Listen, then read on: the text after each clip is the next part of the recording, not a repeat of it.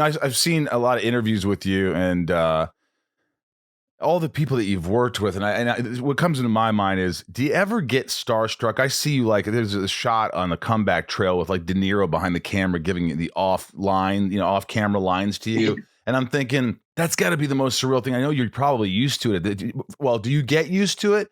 And do you ever feel like, God, I sucked in front of one of the greats? I'm sucking. I can't get it. I'm getting nervous. I don't think I get that used to it. I remember like my first day on Comeback Trail with De Niro, I was already really prepared because it was a scene with just lots of lines, just rattling them off nonstop. But I was still so nervous.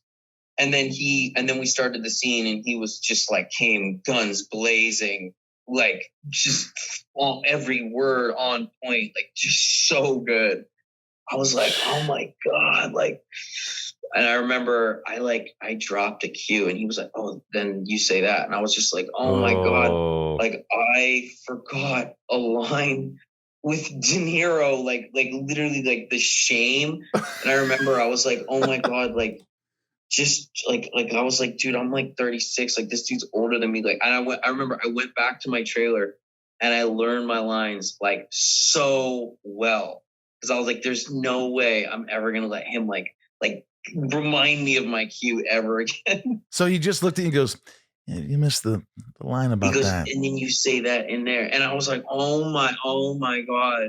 Like it was such like I don't know. I mean, he's so good. It's crazy. He's really good. Well, I read. And, yeah, go ahead. And even with like Tarantino, I was like, I don't think I've ever been more nervous around anybody than around Quentin. What's his personality like? I mean, is it like you see on the daily? Hey, we're going to do this. Yeah, this is going to be great. He's basically Quentin. I mean, he's always Quentin. But I was such like a following, devoted fan of his forever that I was just like, it was like having like a cult leader around or something. I was just like, I don't know. It's like I grew up watching his movies so much that, it's like I just can't. I tried to treat him like regular or just be calm around him, but I couldn't. You couldn't. You were always. Other people I think could, but I couldn't do it. What kind of direction did he give you? I mean, do you remember a specific direction or like the way he was acting?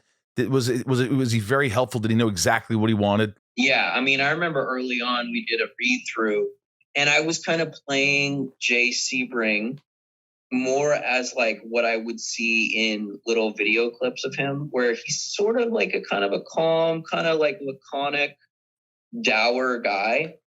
And I sort of did that in the read through, where it was like Brad and Leo and Burt Reynolds at the time. And it was like all these crazy, awesome Margot and Dakota Fanning.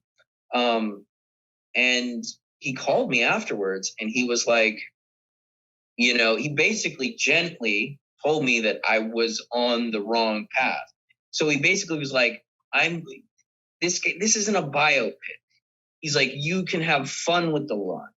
This is Tarantino dialogue. You can, I'm giving you permission to be more flamboyant. He was like, Jay isn't gay. He's not gay, but he's a flamboyant guy. He's like, you can bring that side of yourself. He's like, I'm giving you permission to have fun, to enjoy it, to be more flamboyant. And as soon as he told me that, he really I was like, I went back and I read the scenes the way that I had played them in the read through. And I was like, oh my God, like, what did I do? Because I totally, as soon as he told me that, I completely understood what he wanted and what he meant. And every line made sense that way. Wow. But I was trying to like kind of fit a square peg into a round hole, because I was taking these preconceived notions of what I thought Jay Sebring was exactly like based off some video interview.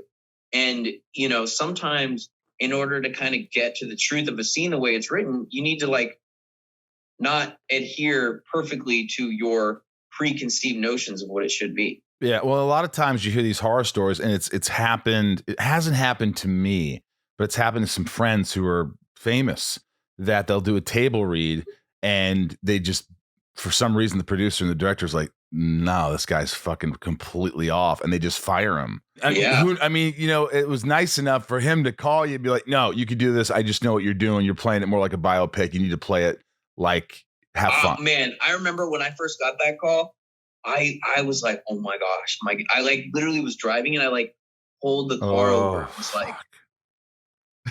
like waiting for the bomb to drop, and I was just like,